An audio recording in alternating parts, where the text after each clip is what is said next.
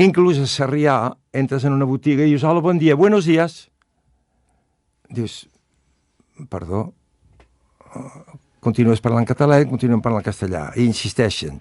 I aleshores diuen, com, no t'entenen moltes vegades. I aleshores jo ja ho dic, perdó, però és que jo visc a Madrid i només parlo castellà. I després, si vaig a l'estranger, només parlo o anglès, que el parlo molt malament, o francès, o castellà, i quan soc a casa m'agrada parlar català, que m'he d'excusar de parlar català. I hi ha un retrocés enorme de la llengua en el carrer. Al carrer hi ha un retrocés enorme. Potser una de les raons també, bé, hem de tornar a fer teatre, hem de tornar a començar, i sempre és tornar a començar. Però, diguem-ne, trist per haver de tornar a començar, s'havien aconseguit moltes coses. Allò que es deia la normalització ja l'hem perduda completament.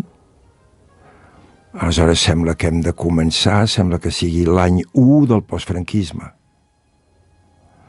Aleshores això s'ha de resoldre. Això s'ha de resoldre.